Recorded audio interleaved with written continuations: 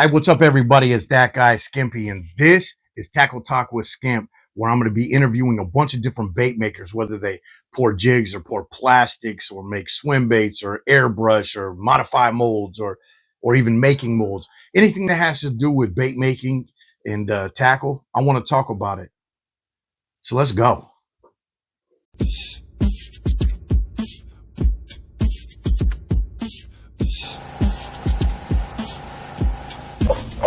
Oh my God! Look at it.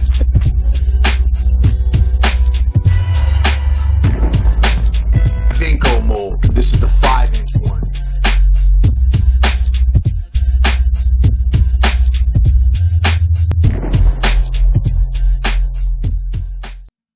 All right, we're just going to jump right in. I got question number 1. What is your name and where are you from? My name is Lauren Jenkins, and I'm the CEO of Trigger Happy Comfort Grips.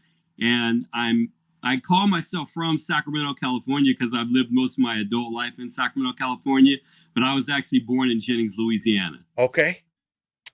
Question number 2 is, where can we find you? Like, what social media platforms and what's your website? So I'll start off with my website. It's www.triggerhappycomfortgrips.com. And I know that's long, but typically when you go in the search bar, if you just type in Trigger Happy Comfort or Trigger Happy, it starts prompting you. Yeah, right. And on the social media platforms, I'm on Instagram primarily. I'm also on Facebook, but not as much due to a hack from about 2 years ago. So I kind of backed off a little bit on the Facebook marketing, but primarily on Instagram, I try to stay like active and, posting at least weekly if I can. All right. Question number 3 is, how long have you been bass fishing? So that one, I would say I've been bass fishing probably close to 35 years. Awesome. Yeah. Yep. And I say that because I started bass fishing when I was in high school. So, when I was 18, I started bass fishing and, just continued on. Okay. Question number 4 is, would you rather fish for smallmouth or largemouth bass? And a bonus question, what is your PB? So would I rather fish for smallmouth or largemouth?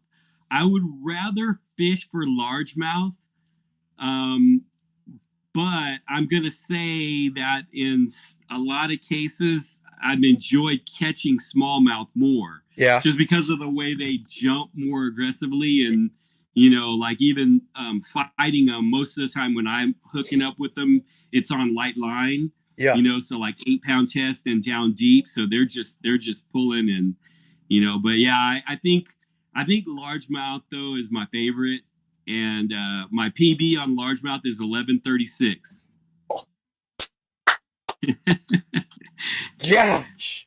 Golly. And that's verified. That and what's funny?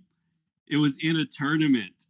Oh wow. On Bonus. April Fool's Day. and we didn't win the tournament. That's the crazy part about it. Oh really? Golly. We lost it. Yes, we ended up with about 20, I think we had 22 pounds that day, and we had one little squeaker that was a little over a pound that we had caught way early in the day, and we couldn't cull him out for nothing. And these guys came in with a bunch of 4.5-pound cookie cutters and beat us by a pound. Dang. All right. Question number 5 is, what's the story about how you came up with the grips?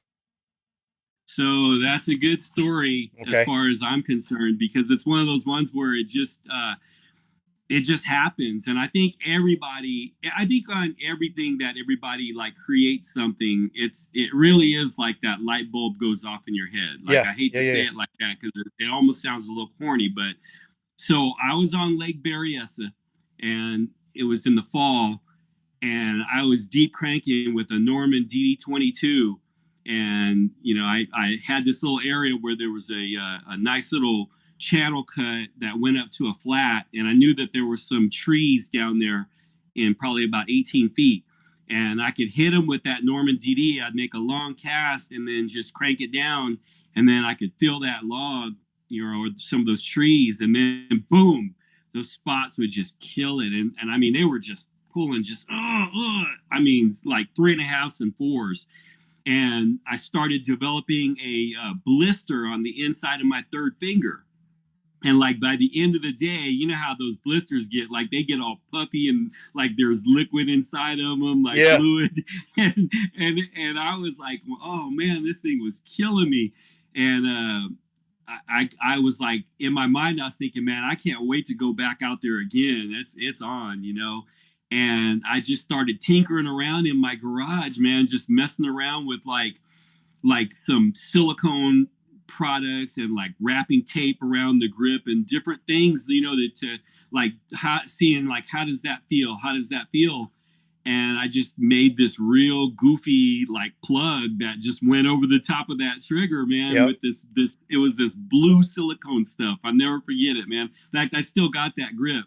And I pushed it on there and then it kept slipping off. So I just glued it on and I was like, well, it feels okay, but it was like really bulky, Right. And I was like, it feels okay though, So I went out that next week and didn't have as great a day, but I didn't get any more blisters than the one that I had. It really healed up, And I was like, man, this thing works. And so then I started like tinkering with some other products that I found, other silicone products. And then I started just like working with the mold to try to make it slimmer. And then I came up with another version that worked out better. And I'm telling you, man, I looked down at my rods and I had like 15 rods sitting there, and I'm like, dang, I got to make a bunch of these. And then the light bulb went off. I'm like, dang, I was like, what if somebody else wanted these? And then it was just like, it just kept turning, like nothing stopped. It was like, what if I start selling them? What if more people want them? What if, it just turned into a life of its own, man. Yeah, we've all been there where we've had the Band-Aid. I know you've had Band-Aids. The Band-Aid there to try to block it, when you're fishing all day, especially when you're just, oh man. And then the Band-Aid starts coming off. Definitely. After about 3 or 4 times, it's going to come off, or when it starts getting wet. Yep. Uncomfortable and everything. Right. Question number 6. What's your favorite color grip to make? My favorite color is probably blue and black, because blue is probably one of my favorite colors, and that blue and black just pops. So that's like my favorite one to make. Okay. So I don't know if you guys know this. I've known Lauren for, I think we just figured out, was it 12, 13 years? Yeah, 12 or 13 so anyways, years, he has made me Seahawks colors. Yeah. And remember the camo colors you made me? Yeah, I do. Those are my favorite. Yeah. I don't know. I don't know if they're a pain in the butt to make. And I know you're out there in Cali. So by you making the Seahawks, were you like, dang it, Skimp, I got to make this? But no, I liked it, man. Okay. I enjoyed making it because for me, like I'm all about like what the customer wants or what the person who requests it wants. So if I can make it look good, I'm all for it, and those camel ones, they are tough because they're really like a 5-part process, because you got to do like 2 or 3 of the colors and then let those cure and then do a couple of other colors. So you're layering. Yeah. Okay. Well, that comes to question number 7 is, what color grips do you hate to make? The ones I hate making are the clear ones, or just no color, just neutral. Okay. Yes. Because it's like if you were making, like, let's say salt and pepper worms, right? Yeah. If you were just making the salt with no pepper, like you didn't put no sprinkles in it, no other colors, like it's just boring. And then also, like for me, like, because I'm one of those people that like I have to make a bunch of like sample, because if the grips don't come out what I consider to be perfect, then I put them in a sample pack, basically like freebies to give out so people can use. Yeah. But to me, perfect, like those clear ones, like if sometimes there could be like a grain of black or some other color that gets onto the mold and I don't see it. And then when it comes out, it's on there. So it's not perfect, right? Right. But it's still a perfect grip. It's just that it is a little bit, has a discoloration on it, or accidental speck or something in it. So, but yeah, I'd say that just the plain clear ones they're the ones I don't really like making. Okay. So we're on question number 8 is, what's some good advice for anybody who comes up with some type of invention or something? Like, what would be the first step for them? Like, what's some good advice? Well, that's a great question. And, I'm going to take it like this, because I know your video is going to be seen by a lot of people. So I don't want to seem like I'm an expert at this. Okay. Believe me, that was the first time I've ever done anything like this before. And so there was a lot of trial and error, and there was also a lot of like missteps that I made, or like situations where, let's say, if I had to do it again, I wouldn't do it the same way. But sometimes that comes from you learning on the fly. Okay. Like, but I would say do as much, first of all, keep it as close to your vest as you can. Like, I think I only let like 2 people know about my product when I first created it. Right. And then as far as like like dig up as much stuff as you can on the internet. And then also, if people want to reach out to me directly, I'm going to offer this just because, like you and I, like you said, we go back a long way. Yeah. And so if somebody wanted to reach out to me and say, hey, Lauren, I got this. Because I've had people like say, hey, what do you think about this? And they give me all their details and everything. And then I tell them what I feel. I'll tell the person the truth, or at least what I believe to be the truth. And that's why I put out that disclaimer. Like, I'm not an expert at this, but I did go through it. And so, the first important thing is, do your research, figure out as much as you can about it. Ask for some help from some people that are just super close to you or that you trust. And then just go for it, because like the thing that stops a lot of people is hesitation or being unsure of themselves. Right. And there's also the like, if you're making baits and stuff like that, most people are making baits and stuff for themselves. Like they create something that they're like, I want this to work. I want this. We've all tinkered around with stuff or different colors. Like, hey, I think if I put this, morning dawn, but I put this color tail on it, I think it's going to work better. Things like that. And so I think that that's the other part of it, is just go for it. Like, don't keep looking around, because like, if you're looking around, you're not going forward. You're not progressing. And so I'm going to tell people that, like, don't let like unsure of yourself or, hesitation stop you from doing what you want to do. Do it. And then, worry about it later, Yeah. Because you never know what's like out there, or even for myself, like, when you're asking that question, like, I didn't know how other people were going to receive Trigger Happy Comfort Grips, and I didn't get that feedback until I went out there.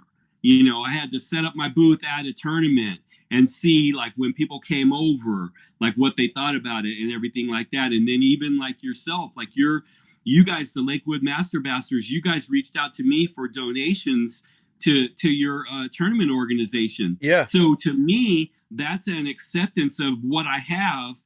And you know what I'm saying? So I wouldn't have known if I would have just been like all scared, like, oh, I don't know what they're going to think about this or whatever, then I would have missed out on you guys. Right. I remember when you sent the first package, and I wanted it because I was the Band-Aid guy. So when I saw it, I was like, this is amazing. So, we gave them out. We gave a couple, a pack to everybody in the club. And then we had obviously the tournament prizes, and everybody was kind of like, what are these things at first? What are these things? By the end of the tournament, everybody was like, okay, so his card's in the pack, so I know how to get a hold of him now. Because once you use it, I'm telling you, once you use it, you feel naked without it. And that's what I tell everybody. Yeah. And, whenever I go fishing with somebody who hasn't seen, it on my rod, they're always like, "Hey, what is that thing?" And I'm like, "Oh, you know." And I know you always give me extras, so I'm like, "Oh, okay, here you go." And I give them, you know, same thing. What is this silly thing? And I'm like, "Just use it." And then after you get done using it, then you let me know. So right. And I'm not just saying that to say it, because like I said, I've known you for too many years to lie to you. Yeah. I use them, and it's on every single one of my rods. That's awesome, man.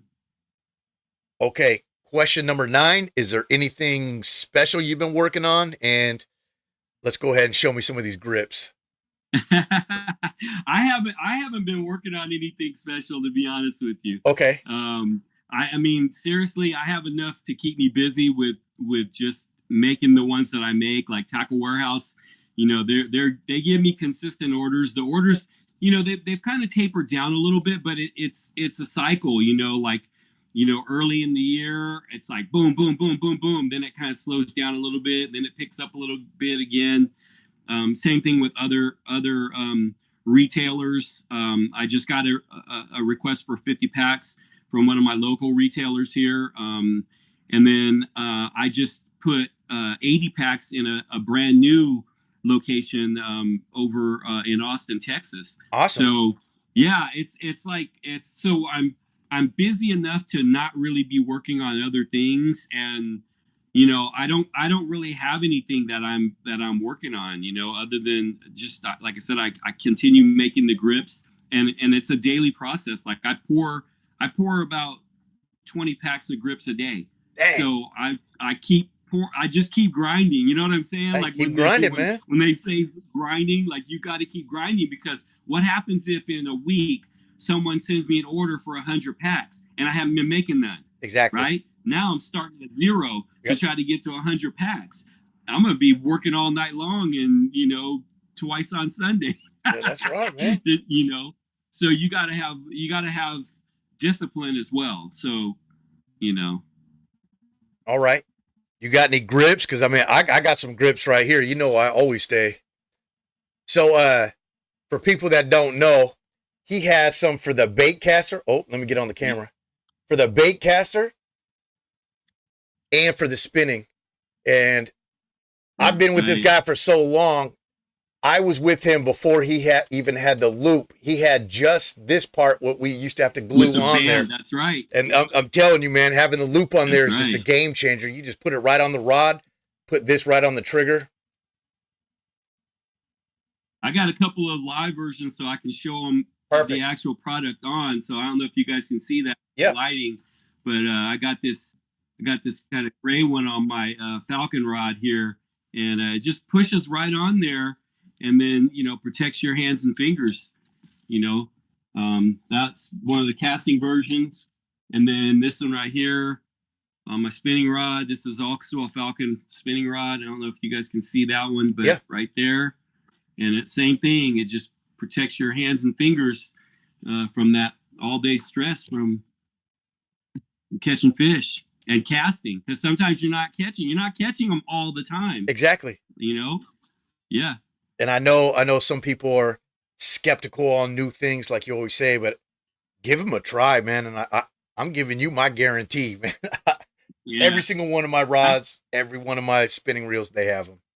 Yeah, I'm telling you, man. And especially like this time of year, man. I mean, you know, like I said, I post on Instagram and stuff like that, and I'm trying to work on getting a drone right now so I can get some live action shots and stuff. But, all right. But I don't think people really realize like how much you're casting like every day. Like I bet anybody, like if you're really working like top water and like reaction baits, like let's say I went to the Delta this past weekend, I'm throwing, you know, a shallow crank, I'm throwing a frog, I'm throwing a rattle trap, I'm throwing a spinnerbait, I'm throwing a shallow wake bait, I'm throwing a whopper plopper. I'm throwing like you're just going through all of your different baits, and you're just casting, retrieving, casting, retrieving, casting, retrieving, casting, retrieving. And of course you're going to slow down if you're using, you know, punching or, you know, flipping Cincos or something like that. But when you're throwing the reaction baits, you're just casting and retrieving until you hook up. And so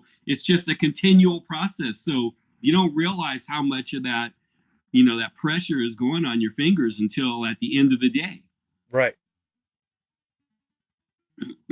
Well, Lauren, I got one more question for you.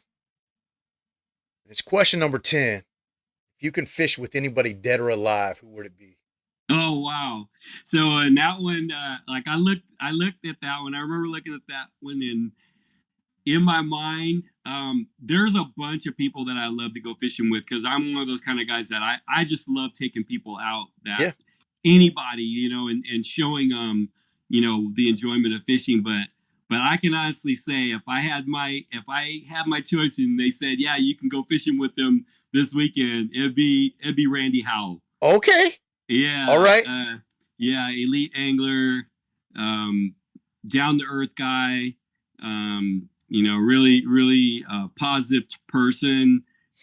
He uses the trigger happy comfort grips, and he's very committed to like using them and introducing people to them, and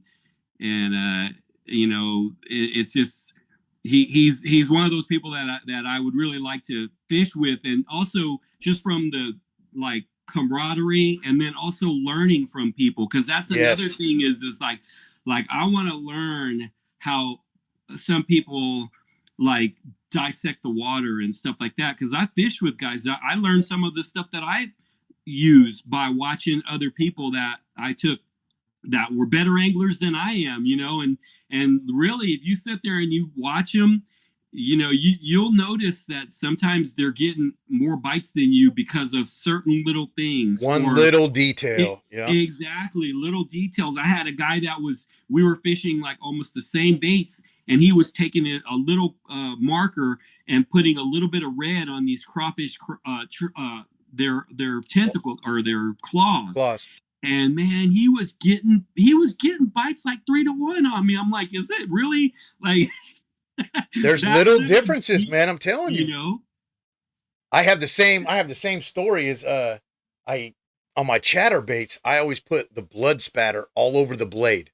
Okay. And me and one of my old tournament partners, Eduardo, we're fishing some chatterbaits that I made, and I only made some with the blood spatter. Well, me and him are fishing the same exact one, same exact size, same exact color. And just like you said, for every one he caught, I was catching 3. Yeah. And then he's like, what am I doing wrong? I said, I don't know. So I look at mine. I said, well, mine has this blood spatter on it. So I give him one with the blood spatter. Boom. We just start back to back. And it's just like just that little tiny difference. So I only fish chatterbaits with that blood spatter on the blade now. That's it. Well, yeah, and that's the thing, man. And like I said, I want to learn like about positioning the boat, like other, sometimes people that run the boat, they position it differently than people who don't run the boat, or like, so I want to see what they're doing, like, are they getting that close to them, or because I'm the kind of, sometimes I like staying way, way back and then, making long casts, and I don't like getting up close that much. Yeah. So, especially in clear water, shadows and all that good stuff. Yeah. Yep. Well, hey man, that's all the questions I have for you. Do you have anything you want to add? Do you have any shout outs, anything? Just shout outs, like, especially to guys like yourself. And then, like I said, Randy Howell for everything that he's done as far as like promoting, trigger happy comfort grips on the big stage. There's other anglers, like Kim Ma. He's a guy here that really, he uses the grips and promotes them. And I can't appreciate you guys enough for helping me out. Cause that's what it's all about. Like people helping each other out. And like I said, those are my shout outs, and I wouldn't be where I am without you guys. Hey, we appreciate you, man. And the other organization that reached out to me like right after you guys was the IFBBA. So same thing with them. And then there was a guy named Tyler Uteg that put a article in a fishing magazine, and he sent it to me, and I looking at the thing, I'm going, that's my trigger happy comfort grips. Same thing with Tackle Tour. The guys from there, did Xander, he did a great article. So, just for, it's hard to catch up with 14 years of people that I'd love to send a shout out to, but those are some special ones.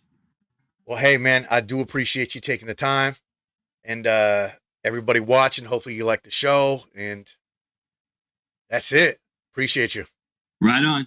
See me at triggerhappycomfortgrips.com. There Talk you go. to you later, brother. Cut.